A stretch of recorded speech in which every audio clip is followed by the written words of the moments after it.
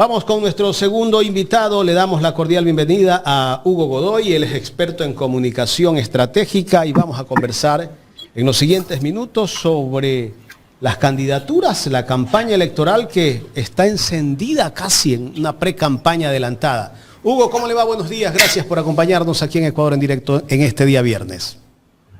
Muy buenos días, más bien el placer es mío. Saludos a todo su público, a todo el Ecuador a través de ustedes y siempre dispuesto para poder dar los datos que tenemos nosotros en la agencia sobre lo que está pasando en el país respecto al tema electoral. Bueno, entró otro candidato que había dicho que no iba a la contienda. Ayer o antes de ayer anunció Jan Topic que va a la contienda y que va por suma. ¿Qué va a pasar si entra al juego Jan Topic con respecto a los otros partidos de derecha? Porque participa también Henry Kronfle, que es casi de la misma línea, social cristiano.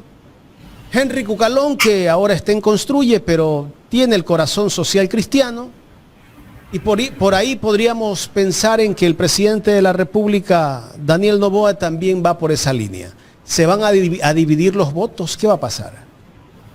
Bueno, lo que está pasando en estos días es que hay quienes, hagamos de cuenta esto de como si fuera un juego de póker, se están mostrando quienes quieren entrar, quienes están mostrando la billetera para hacer este juego, esta mesa, pero al final no hay espacio para muchos. Entonces lo que están haciendo los partidos obviamente es no quedarse fuera del juego y mostrar que sí tienen binomios, sí tienen candidaturas, sí tienen potenciales asambleístas, y con eso quieren negociar con los demás partidos para poder hacer las alianzas finales y en el último momento hacer la inscripción de candidaturas, ¿no? En el caso de los que has mencionado en este momento, Kronfle, tienes a Topic y otras candidaturas más, como por ejemplo la de ayer del Partido Social Cristiano.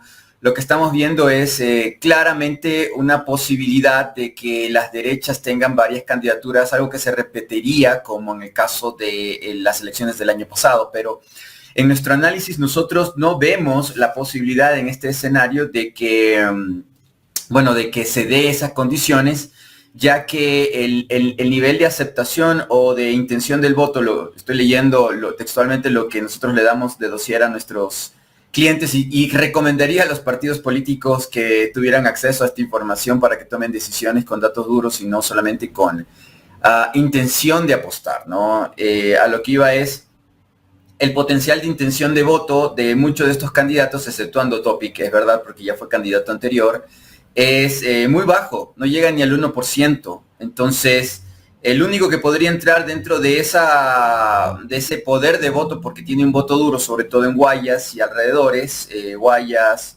Los Ríos, El Oro, es el Partido Social Cristiano, ¿no es cierto?, con el tema de Kronfle, pero el voto que nosotros tenemos de intención o potencial no llega llega con 6.8, o sea, casi al 7%. Entonces Kronfle o el Partido Social Cristiano no tiene mucho con qué negociar. Yo creo que va a llegar a la papeleta, o sea, Partido Social Cristiano con alianzas para poder subir ese porcentaje, es decir, negociar la posición de Pazlech, que es la vicepresidenta, o sea, la candidata vicepresidenciable, pero en el caso de los demás candidatos, obviamente, son plata y persona, ¿no? Como el caso de Topic, él es plata y persona, o sea, él sería candidato presidencial a donde sea que fuere, ya no con el social cristianismo, pero también nos demuestra esta situación de que el poder de aglutinamiento que tendría el señor Noboa, presidente actual del Ecuador, no es muy fuerte y que ante las rivalidades dentro de su propia cancha se ve bastante debilitado, y así es como los partidos dicen, bueno, aquí podemos ganar porque nosotros lo tenemos a Noboa con una intención del voto potencial del 17%, o sea, hasta hace una semana o 7 días la teníamos en 19%, pero en los sondeos que estamos haciendo potenciales y el análisis lo vemos casi descendiendo al 17%. ¿Por qué? Por la persecución a su vicepresidenciable, esta especie de violencia política que está ejerciendo él y su equipo, su gente, que afecta más que los errores más graves que ha cometido el gobierno actual en lo geopolítico, en lo internacional. Ejemplo, el ataque a la Embajada de México, ejemplo de atacar a los productores exportadores hacia el mercado ruso-chino. Eso es más grave, pero la gente obviamente no sabe y vivimos en el Ecuador una especie de farandulización de la política, de las candidaturas y del sistema judicial. O sea, el sistema judicial en Ecuador se ha farandulizado, o sea, es algo que es un fenómeno que no veo en otro país de la región o del planeta, tal vez considerable con el tema de Argentina, pero hay mucho respeto al sistema judicial todavía en Argentina. No vemos esta especie de show de farándula, donde por ejemplo vimos a una vocera del gobierno ayer saliendo a la fiscalía a hacer también su contradenuncia y hablando cosas que no son profesionales. O sea, el nivel de personajes que tenemos desde los últimos años en gobierno no son gente que sepa de comunicación estratégica, no son gente que sepa de comunicación a nivel de gobiernos, o sea, no tienen ese tipo de capacidad y de cursos, entonces cometen serios y graves errores, involucran temas personales, que aquí no vamos a decirlo, obviamente, pero que obviamente están muy cercanos al gobierno de Noboa. No. Pues sí. Esta bronca que hay entre el presidente de la República y la vicepresidenta de la República, esta demanda y contrademanda, ¿le afectará al gobierno, al presidente que va a la reelección? Como te lo estoy diciendo, solamente en una semana ha bajado cerca de 3% de su intención de voto. ¿De cuándo? ¿Desde cuándo? ¿Desde la semana pasada? Sí, desde hace la semana pasada. El mes pasado nosotros a Noboa lo teníamos en un 23%. Y me parece que un invitado de ustedes que hace... El economista Omar Maluk. Él lo tenía también bastante bajo, o sea, menos del 30%. 5 puntos había bajado para él. Entonces... Del 33 al 28 bajó. Claro, nosotros lo teníamos en el 23, casi el 24, la verdad a mí me gusta redondear números, pero en esta semana solamente en 7 días, con el tema de la señora vicepresidenta que la mueven a Turquía y que está en una zona de guerra, nosotros hacemos revisión de lo que pasa en Palestina ocupada. Y, o sea, yo no creo que debería tener en Ecuador una funcionaria del gobierno de alto nivel como la vicepresidenta en una zona de conflicto de esa forma. Y además que está siendo perseguida judicialmente en el Ecuador, eso es obvio, eso se lo ve a nivel internacional. Y en esta farandulización de la política y de la justicia en el Ecuador, creo yo que está afectando ya en la opinión pública del 51, cerca del 52% del votante ecuatoriano que son mujeres, de las votantes, y ya es evidente que hay una persecución a la persona de la señora Abad, y que algunas publicaciones, algunos análisis, concuerdo con muchos de ellos, incluso la seguridad, la vida personal, o sea, la integridad física de Abad, está en riesgo, está en peligro, y de darse un caso, aquí hay un tema coyuntural muy peligroso para la candidatura de Noboa. Si algo le ocurre a la señora Abad, físicamente me refiero a su integridad, le pasaría a Noboa lo que le pasó a la Revolución Ciudadana con la muerte de Villavicencio. Es decir, tácitamente, inmediatamente la votante ecuatoriana va a pensar, a creer lo que le dicen que fue el correísmo, y pierde las elecciones en primera vuelta electoral Luisa González. Si le ocurre algo, y este es el análisis duro, si le ocurre, y escuche señor Noboa, si le ocurre algo a la integridad física de la señora Abad, usted no va a tener ni el 3% de votos a nivel nacional, y el país entero va a creer que usted le mandó a hacer algo a la señora Abad. Fácil y sencillo. Entonces está complicadísima la candidatura de Noboa. O sea, si tenía 23% hasta hace más de una semana, cuando hablamos, cuando lo entrevistamos al doctor Maluk, o sea, ahora pasa a tener ¿cuánto? ¿El 20%? No, nosotros lo tenemos en un 19%, en tendencia a la baja. 19%. Obviamente, en o sea, tendencia a la baja. Así como va, Daniel Noboa tal vez no entra a la segunda vuelta. Claro, yo les voy a hacer llegar a ustedes, querido Jaime, este dossier que hacemos para nuestros clientes. Si lo tienes en este momento y que podamos graficarlo, me lo pasas y lo ponemos. Me lo acaban de pasar. Ya, Pero yo te lo hago pasar en el resto del día. Yo también me estoy desayunando el tema. Entonces, pero quería tener estos datos para poder hablar con ustedes. ¿Cuál es la ficha técnica de esa medición que ustedes tienen? Genial. Nosotros hemos hecho solamente 3 ciudades, debo ser sincero, Quito, Guayaquil, Cuenca, por la velocidad, el acceso al Internet, porque esto es de Internet, cerca de 3.000 personas y un poco más. También estamos haciendo análisis de los costos o de los gastos que está haciendo el gobierno respecto a su inversión de campaña contraria o campaña negra contra la señora Abad, por eso también es relevante. Y también hacemos un sondeo de las otras encuestadoras según sus últimos datos. Entonces, le damos un puntaje, obviamente, a la campaña a favor y en contra, más o menos un 5%. No solamente hacemos revisión con los datos de encuesta, o sea, también yo le pongo un valor a la campaña que se realiza. Por ejemplo, en el caso de la Asamblea, nosotros vemos que el gobierno de Noboa está invirtiendo dinero en hacer campaña negra o campaña sucia contra la Asamblea porque pueden crear alguna estructura jurídica para destituirlo.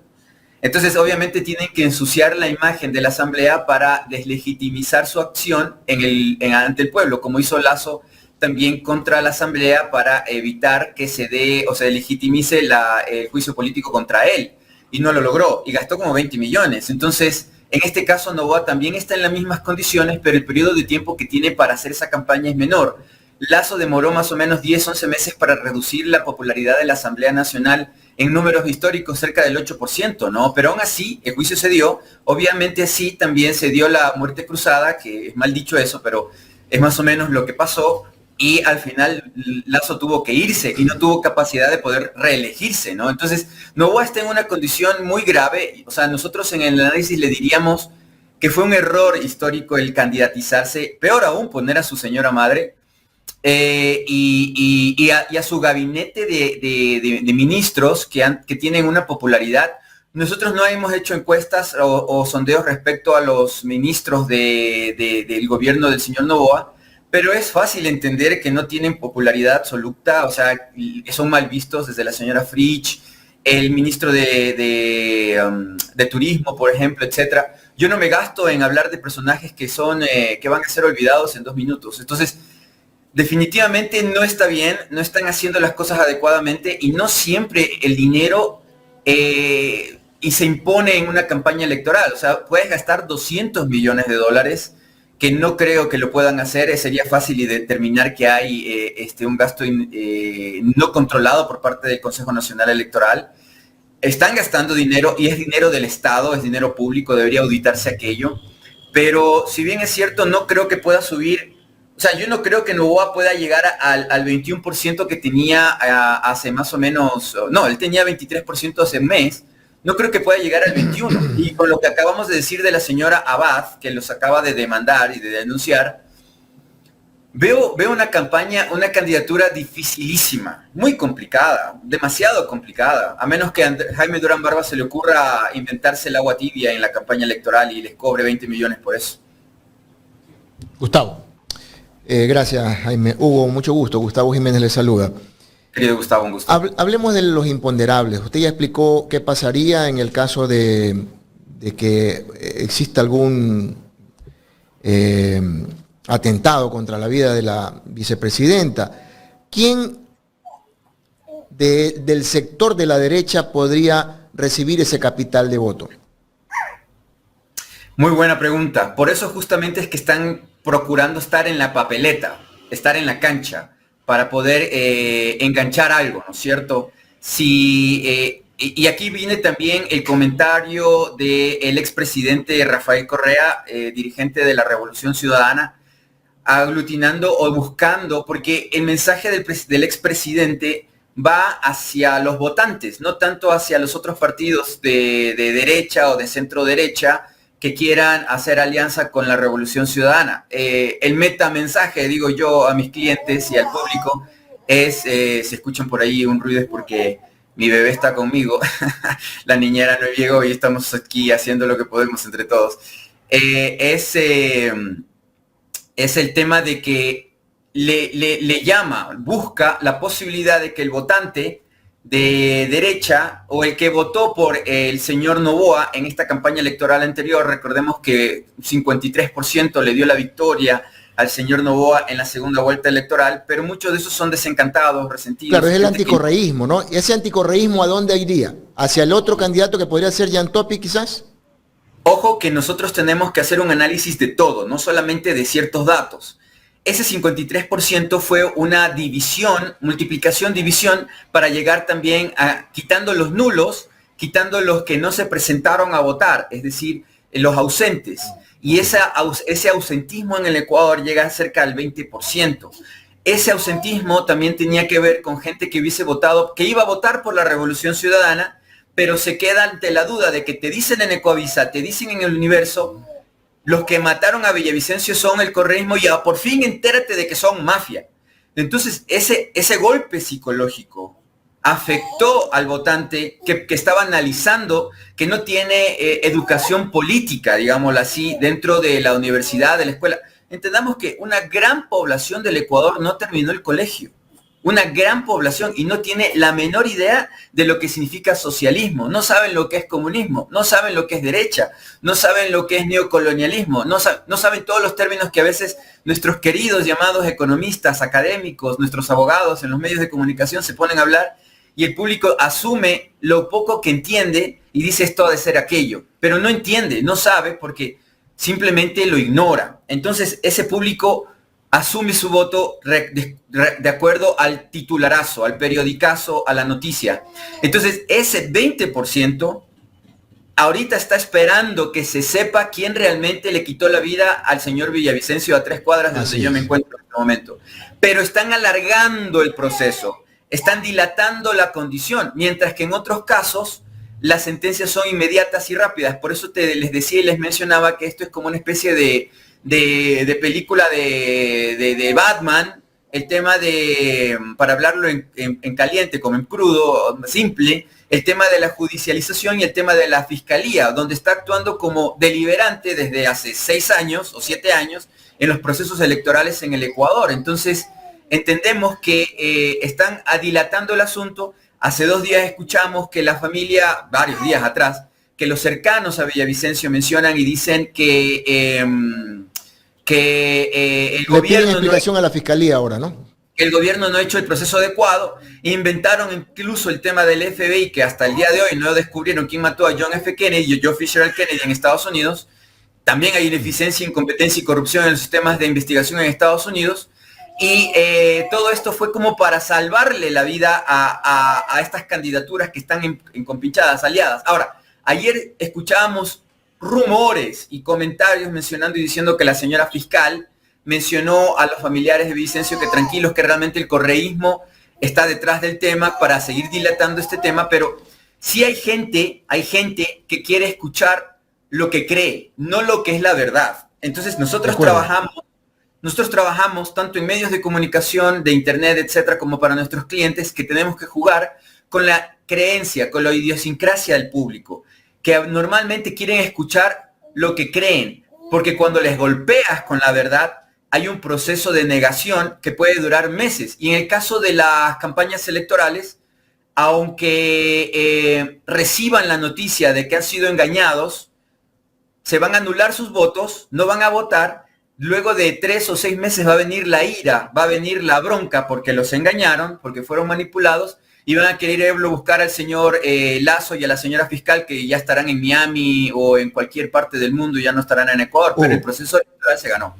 A ver, pero esas narrativas que se implantan desde los medios hegemónicos y que le dan con martillazo todos los días, lógicamente tienen un peso, pero como bien lo has analizado, la población, un sector de la población, porque otro gran sector de la población está clarísimo que todo fue una farsa, pero un porcentaje de la población está esperando esa respuesta, ¿no?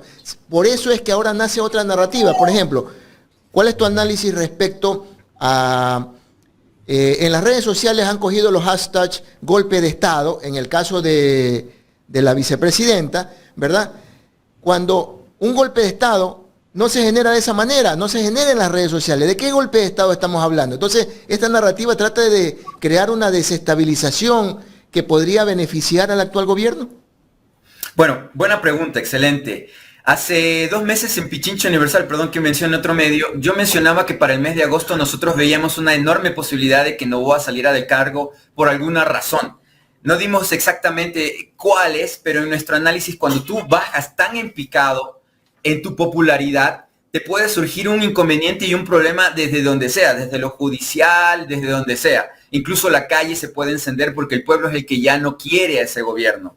Entonces, lo que estamos viendo en la actualidad es que el gobierno de Noboa tiene muchas debilidades y hay una oposición que le está cantando mucho en las canchas, y cada vez la cancha de la oposición es más grande, desde la asamblea, juicios, la señora Abad que le muestra esta demanda, es decir, ven al rival debilitado y viéndolo debilitado lo afectan, lo golpean. Y lo que está es una campaña, el hashtag que tú mencionas, para advertirle al pueblo de que salga a defender al gobierno. Como en la anterior administración había un hashtag de defender a la fiscal, habían memes o imágenes de la fiscal como superhéroe, etcétera, etcétera. Todo esto es para llamar la atención de ese voto radical que tú mencionas muy bien, de la ultraderecha. Ojo con lo que voy a decir. Aquí hay que considerar que nosotros hemos detectado que en la población del Ecuador hay grupos fascistoides. Yo no quiero creer en fascismo, pero sí en fascistoides. Es decir, cuando se dieron las marchas del 21 en Quito y alrededores de la Conalle, que por eso es que no quieren salir a marchar tampoco, les dispararon en los sectores más de dinero de la ciudad de Quito, o cerca de Quito, que es otro cantón, Cumbayá, donde vive la clase media alta y la clase rica de Ecuador. Les dispararon en las carreteras desde sus Toyotas, desde sus Ford, se frenaron y les disparaban y nunca se investigó aquello. Lo vimos en redes sociales. Eso es fascismo. Eso es la ultraderecha tomando las armas y empezando a matarlo al pueblo, que se muere de hambre, que lucha, que busca retomar el control del poder porque es la mayoría. Entonces, esos grupos fascistas tienen medios de comunicación, tienen dinero, tienen poder, tienen son resonantes. No son la mayoría, pero sí manipulan, sí controlan en Twitter, o X, en TikTok, etcétera, etcétera, porque tienen empresas como la mía que las controlan o que las compran o que son dueños y simplemente hacen la manipulación. En el caso de Topic específicamente, él tiene una empresa gigantesca tanto de lo que yo hago y también Internet. No creo que Topic esté involucrado en el tema de manipulación social a través de medios, pero yo creo que se rompió esa amenaza que le hizo el señor Noboa a Topic, diciéndole que le iba a quitar. Miren la debilidad de Noboa. Noboa le dijo hace unos meses atrás, esto es algo privado, pero lo voy a mencionar, Noboa le hizo llegar información a Topic de que si él se lanzaba de candidato, iban a revisarse por parte del gobierno la concesión del Internet en el Ecuador, porque el sistema de Internet, así como la señal de televisión y radio, son concesiones del Estado, son de las y los ecuatorianos que se dan a privados, a empresas privadas. Bueno, eso ya es una cuestión que podemos analizar en otro momento, pero le dijo, te quito el Internet. Y ese es el gran negocio de la familia Topic. Y al quitarle o al complicarle o al subirle el costo, como también puede subirle el costo a Claro o a Movistar, lo quiebras, lo destruyes y adiós. Entonces, ¿por qué lo hace Topic? Porque Topic también tiene los mismos datos que yo, también hace lo mismo y con más personal, o sea, es más rápido. Entonces, es muy probable que él sabe que Noboa, si no tiene inconvenientes para este mes de agosto, probablemente los tenga en octubre. Entonces, ¿para qué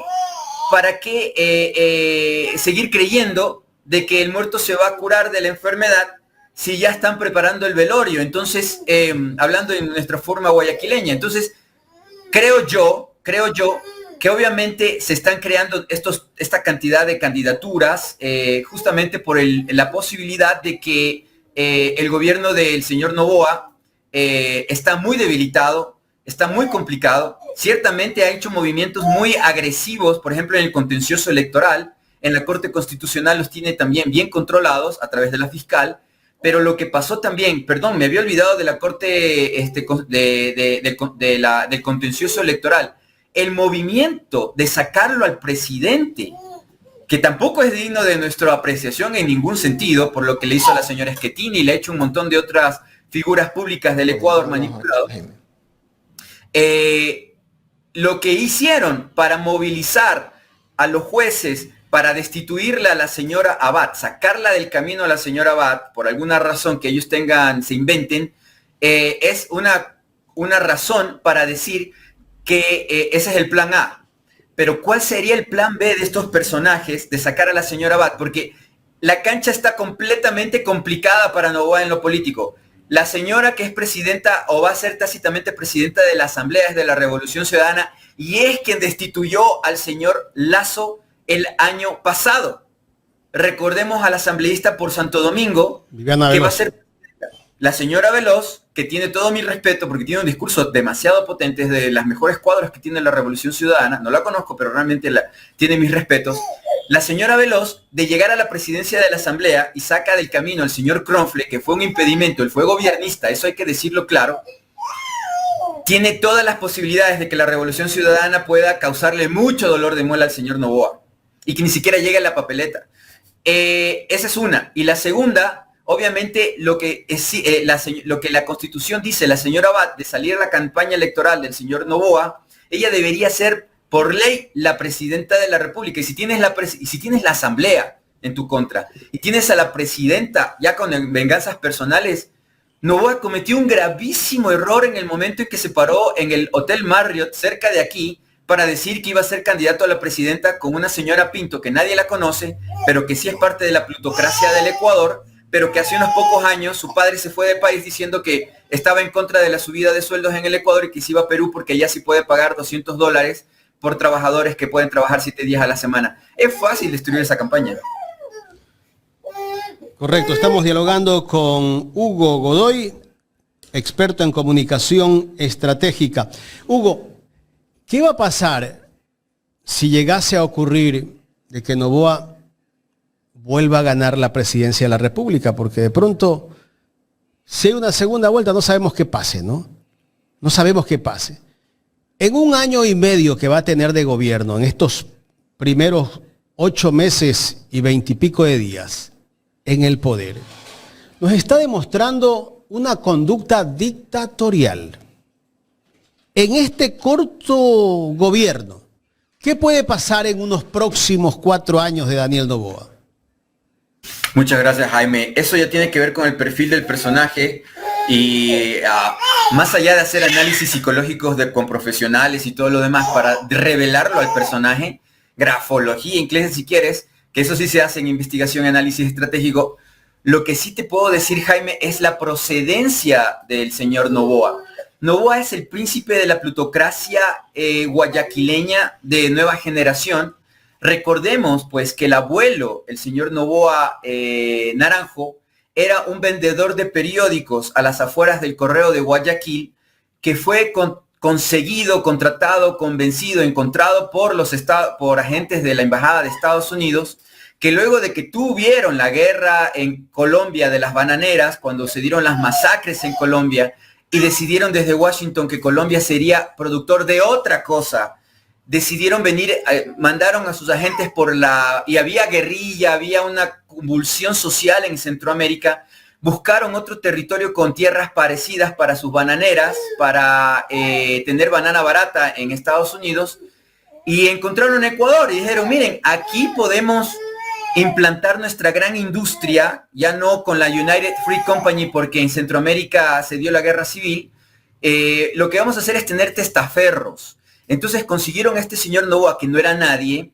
y a través de él compraron tierras, y a través de esas tierras crearon las bananeras, y luego el señor Noboa, cuando ya fue empoderado, ya fue poderoso, como era un personaje de calle, perdón que lo diga así, aunque hay gente de calle honesta y correcta, en el poder empieza a masacrar personas en tierras para quedarse con sus tierras, y ya en la evolución contrata a un señor Febres Cordero, que hasta lo hace político, que Febres Cordero es la matraca o el matraca del señor Noboa en vida. Causaron masacres para matar o a despojar de tierras a campesinos que querían sus tierras. Ya León, cuando ya fue empoderado y era más poderoso que el mismo señor Noboa, hizo lo mismo con las salitreras, con la sal. ¿Y cuánta gente no despojó de tierras y a cuántos no mandó a matar si no se iban de las tierras para quedarse con las salinas? Y todo ese gran negocio de Cuasal es de sangre y de destrucción. Entonces, y eso es impune en Ecuador.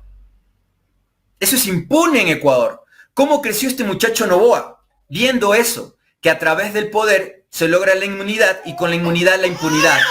Entonces, este príncipe de la mafia llega al poder cumpliendo todo lo que le enseñó el abuelo y el padre o la familia.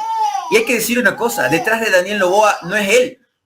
Él no es, porque él no tiene capacidad intelectual. Y como lo dije en la anterior campaña electoral, a él no lo dejan hablar mucho, porque si habla pierde votos.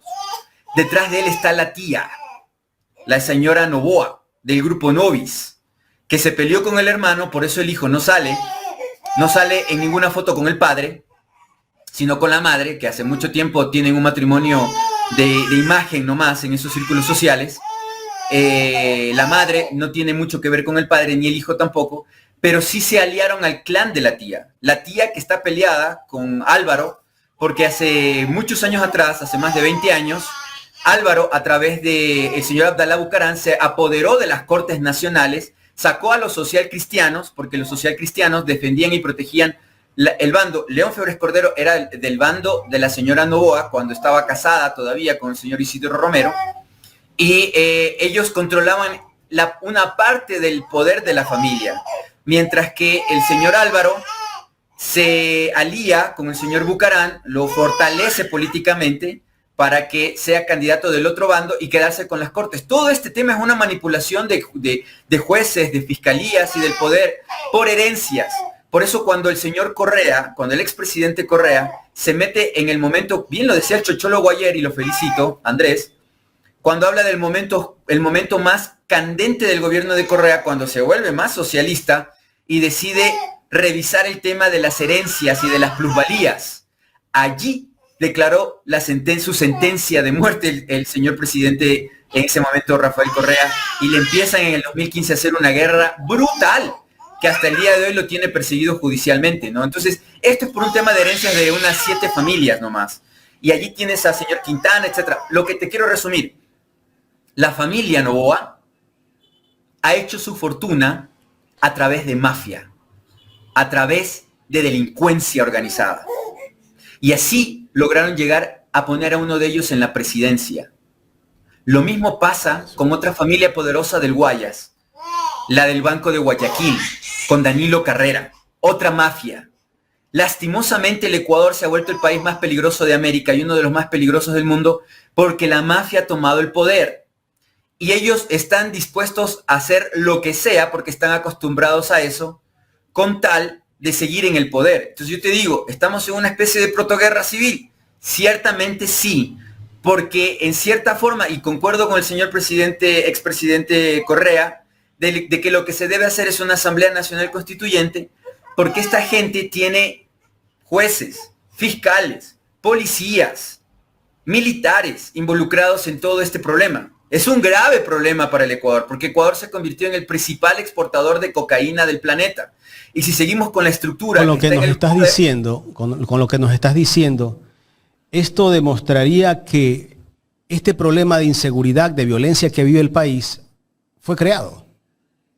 Totalmente. Mira, el tema de los choneros, de los lagartos y todo lo demás, son bandas de gatilleros, dicen en Colombia, ¿no? De sicariato, de sicarios, que han trabajado para estas élites. Bueno, no me gusta la palabra élite porque élite es quien se destaca, como la señora Dajovne que ganó una medalla, gente que hace un esfuerzo para lograr llegar. Y profesionales, ustedes en Ecuador en directo, élite de la comunicación dentro de los medios modernos y nuevos en estas coyunturas que existen, se destacan porque hacen un buen trabajo y una buena labor. Esto es plutocracia pura y dura. Esto es mafia. Esto es herencia de poder como la Cosa Nostra en Italia. Entonces, esto no es un destacarse por cosas positivas, sino por hacer cosas malas. Y obviamente en esta guerra civil hay bandas y se pelean entre ellos, se hacen daño entre ellos. Recordemos lo que pasó con el señor que asesinaron en la costa, cerca de Punta Barandúa, cercano a Danilo Carrera. Rubén Cherres. No pasó absolutamente nada. Rubén Cherres. Se crea el caso Metástasis y Purga, para que el público, como estamos en esta farandulización de la justicia, para que el pueblo olvide el caso León de Troya. El León de Troya descubre y demuestra que Danilo Carrera es parte de la mafia albanesa en el Ecuador y que el Banco de Guayaquil es una de las instituciones que lavan más dinero en el planeta de esta mafia. Entonces estamos hablando de que no se ha hecho absolutamente nada y que mientras Noboa esté en el poder, mientras la señora Salazar estén en el poder, porque es poder, no va a pasar absolutamente nada y las mafias van a seguir apoderándose del país. Ojo con lo que voy a decir. En la costa del Ecuador, sobre todo en áreas portuarias, miren cómo el oro es ahora una de las zonas más calientes del país. ¿Por qué? Puerto Bolívar. Y ahí hay un puerto privado de la familia Noboa. Miren lo que pasa en Manta. Todos los lugares portuarios, incluyendo Guayaquil, Durán, etcétera, se están volviendo zonas de guerra civil porque obviamente por ahí se está yendo la droga, por ahí está yendo el contrabando, en dos cosas importantes. La primera es las aduanas. Por eso cuando Bucarán entra al poder, lo primero que hicieron fue acabar con la poca jurisdicción que tenía el Estado en aduanas. Y miren lo que ha hecho el socialcristianismo a lo largo de años, que también es parte de la mafia novoísta, de uno de los bandos. El tema de la privatización de puertos. En el momento en que privatizas puertos, no hay control del Estado y ahí pasa lo que sea. Y obviamente ahí se da el tema narcotráfico, allí se da el tema armas, allí se da el tema de tráfico de personas. Ojo con lo que estoy diciendo, porque están llegando contenedores a Estados Unidos metidos con gente, y eso es lo que está pasando.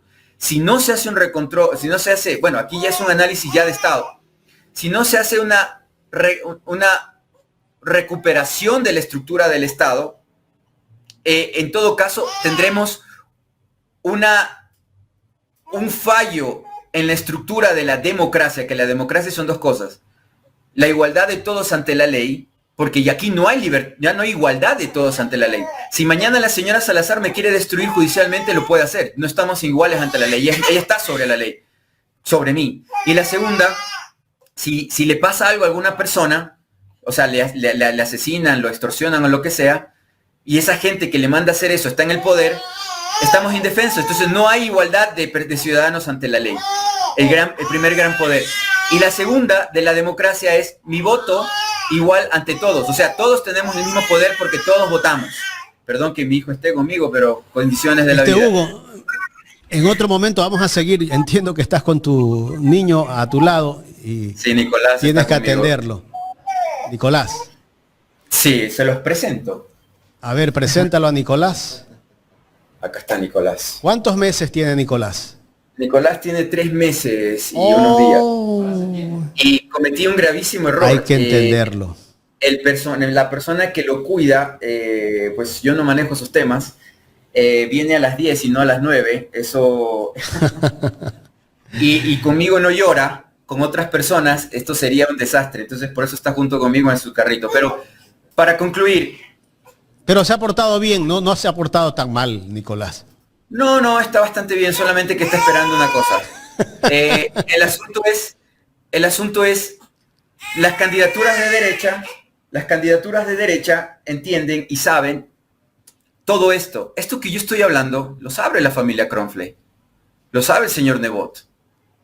Yo pienso que se desligaron del poder de la familia Noboa en estos últimos meses, porque no quieren hundirse. Si viene otro gobierno y hace una auditoría de todo lo que ha pasado en estas últimas semanas, el tema sería muy grave para quienes hayan sido cómplices de todas estas condiciones. Y obviamente el señor Kronfle, el señor Cucalón, no quieren destruir su carrera política, su vida pública por estas condiciones. Kronfle, Cucalón y Topic son de la línea social cristiana. Más que de la línea social cristiana, van a los mismos clubes, son de las mismas urbanizaciones, Puntilla, Biblos, etcétera.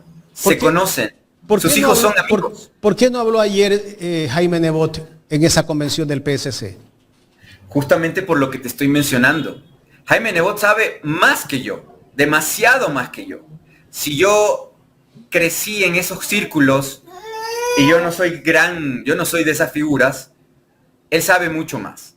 Y obviamente el hombre quiere vivir sus últimos años tranquilo y en paz, porque en el rato en que se sepa todo lo que han pasado en estos últimos 30 años, del señor León Febres Cordero, del señor Jaime Nebot, etcétera, etcétera, su vida, su legado, digámoslo así, se destruiría, se acabaría, ¿no? Porque son temas realmente muy graves. Son temas muy graves, pero obviamente han estado en la inmunidad y en la impunidad. el señor expresidente de Correa organizó una comisión de la verdad y la justicia. Por la coyuntura de su momento no se pudo avanzar demasiado, pero yo creo que hay muchas víctimas que en su momento deberán recibir justicia, al menos con la verdad. Y todo esto obviamente afecta a la imagen y a la candidatura del señor Noboa, que se ha trabajado durante décadas en medios de comunicación clásicos, digámoslo así, para tener una imagen de la familia Noboa digna, respetable, pero de verdad, si se investiga adecuadamente y medios como ustedes pueden hacer análisis e investigación de las cosas que estoy hablándote, mira que es fácil descubrir a las familias, 3 familias, las que fueron desalojadas por el tema de la sal de la época de Febres Cordero. En San Borondón, cuando desde el Cortijo decidieron entre Sociedad Cristianos, entre panas, mira, esos terrenos de ahí podemos urbanizarlos y cambiar el uso del suelo. Y cómo se hicieron multimillonarios desalojando a los campesinos, a los agricultores que ellos mal llaman montubios, y convirtieron esas tierras de valer poco porque eran agrícolas a transformar ahora un lote en las urbanizaciones más caras, Mocolí, ejemplo, de lo que ellos, de que lo que valían $300, por darte un ejemplo, un terreno, ahora puede valer $1 millón. ¿Quién se hizo rico con todo eso? Los que tenían el poder de las alcaldías para cambiar el uso del suelo, porque en las alcaldías con los consejos cantonales, tú puedes cambiar un terreno y si tienes la información privilegiada de decir, aquí vamos a poner agua potable, vamos a poner electricidad, vamos a poner un puente, 2 puentes, 3 puentes, carreteras. Pero con los recursos del Estado. Claro, amigo. Las carreteras, todo lo que hicieron. Todo, ellos hacen plata con la viuda, como yo digo, con el panadero que se levanta a las 4 de la mañana, con el lustrabotas. El 65, mira, y te quiero dar un dato que realmente era lo relevante que yo pedí para que me ayudaran ahora. La percepción de inseguridad en el Ecuador. Eso yo les voy a hacer llegar.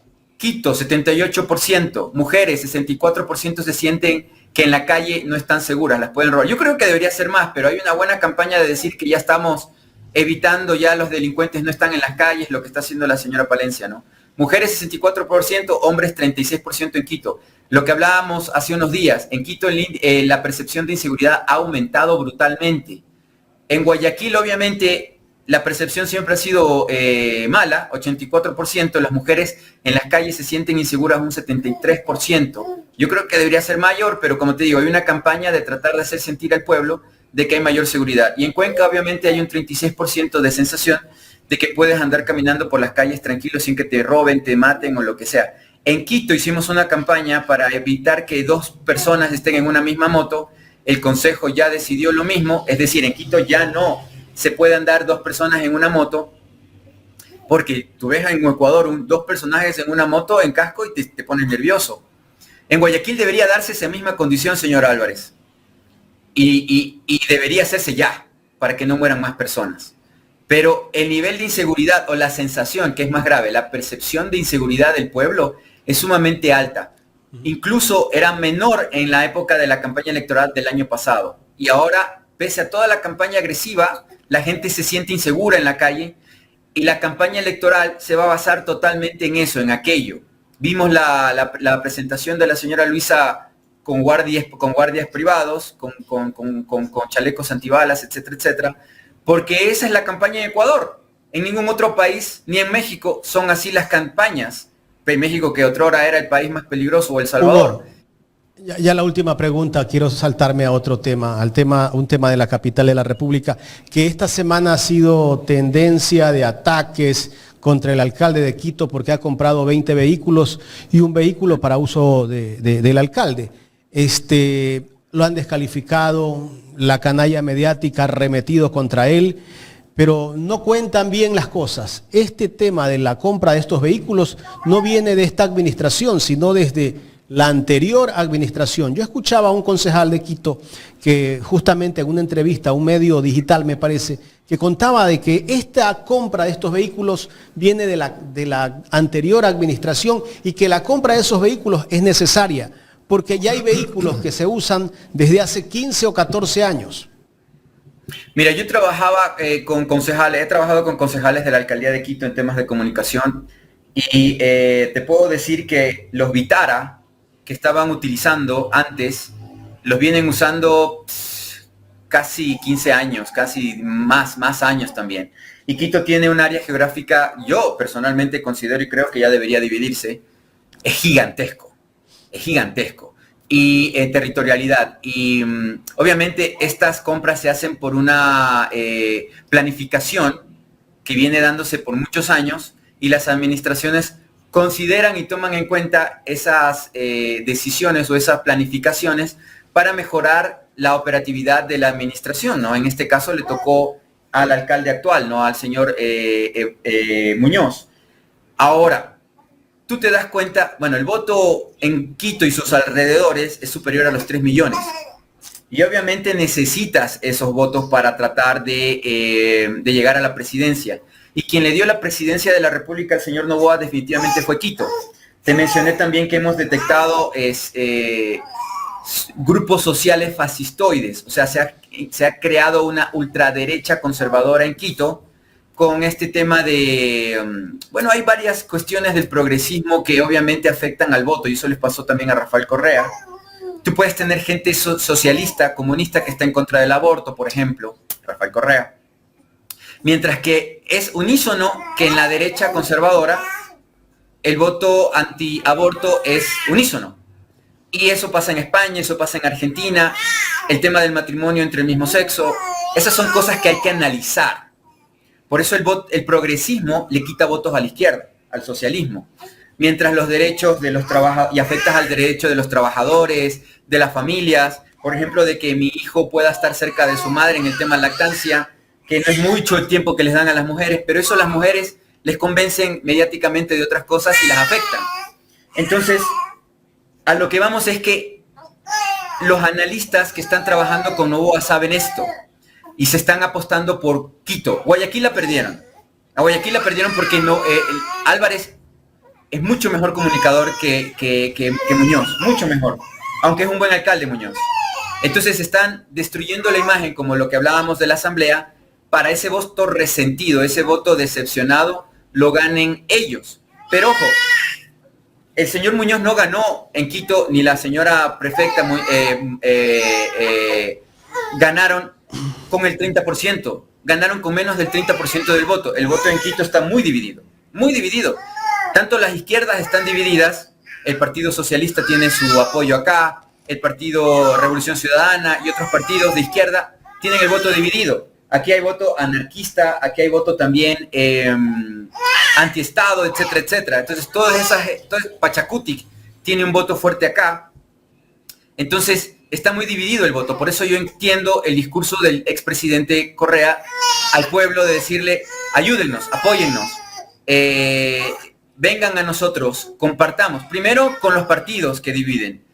Pero como no se logró eso, ahora al votante, ¿no? Y creo yo que es una alternativa, es una opción. No es la mejor, pero es lo que hay. Hugo, quiero agradecerte por tu tiempo y también agradecerle a tu hijo. ¿Cómo se llama? Nicolás. Ya porque está, también ha sido parte de la entrevista el día de hoy. Gracias, Hugo. Seguimos.